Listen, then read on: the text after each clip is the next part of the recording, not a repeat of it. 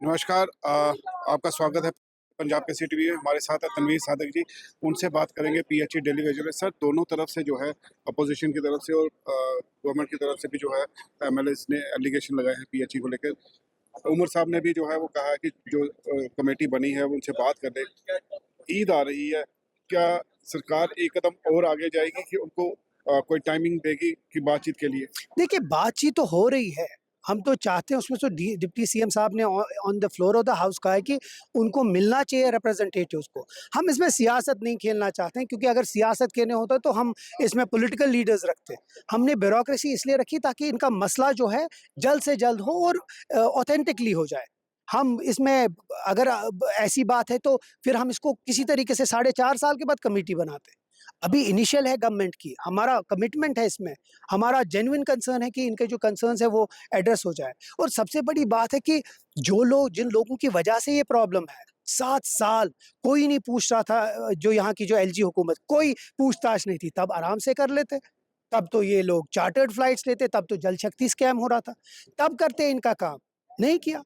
अब आज जब इनको पता चला कि अब जी हम डेली वेजेस का जो मसला है वो एड्रेस कर रहे हैं, तो इनको किसी ने तो किसी तरीके से सियासत खेलनी है, और वही चीज़ आज ये कर रहे हैं। दूसरी बात है, ये जो दो जल शक्ति और उस पे चार्टर प्लेन्स की बात आई है, तो उसमें कोई मिसअप्रोप्रिएशन जो है फंड्स की हुई है, तो क्या लगता है सरकार को कि कुछ और भी डिपार्टमेंट्स हैं जहाँ पे इस तरह का जो है मिसअप्रोप्रिएशन हुई है? हु हुआ तो है, मसला तो बहुत है। जम्मू कश्मीर में बीजेपी के अलावा और कोई सियासी पार्टी वजूद में नहीं थी पिछले 7 बरस में।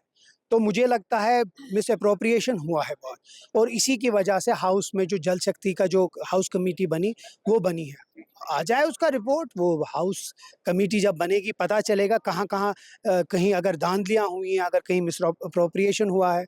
तो मुझे तो लगता है जिस तरीके से फिर बाकी जो चार्टर्ड फ्लाइट का है, कंसर्न तो बहुत है। अब अगर हम इस हिसाब से चले कि जिस हिसाब से फ्रॉड हुआ है, तो मुझे लगता है 200 कमिटीज़ हमें हाउस की बनानी पड़ेगी। तो वो बीजेपी वाले तैयार हैं उसके लिए। वो तो इस कमिटी, जो लोग पहले जल शक्ति का स्कैम बोल रहे थे, आज वो कहते हैं नहीं हाउस कमिटी मत। आप समझ सकते हैं कि उनका उसमें कितनी तार जुड़ी हुई है। दूसरी बात है कि नेशनल कॉन्फ्रेंस ने लंबे समय बाद जो है पॉलिटिकल प्रोसेस जम्मू कश्मीर में शुरू हुआ है।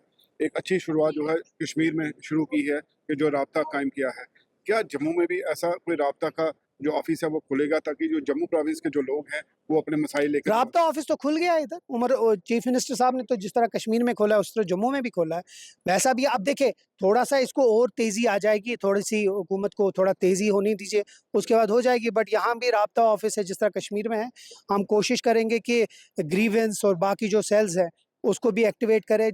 मकसद ये है कि 7 साल के बाद जमहूरी हुकूमत आई है, थोड़ा वक़्त लगेगा इसको ठीक होने में, लेकिन ज़रूर करेंगे ताकि लोगों के कंसर्न्स ठीक हो जाएँ। शुक्रिया सर। Thank you. ये थे हमारे साथ तनवीर सादिक जी, जो जिन्होंने खुल के बात की है कि सरकार जो है उसने चीफ मिनिस्टर साहब ने जो कहा है डेली वेजर से कि उनसे क्या बात की जाएगी।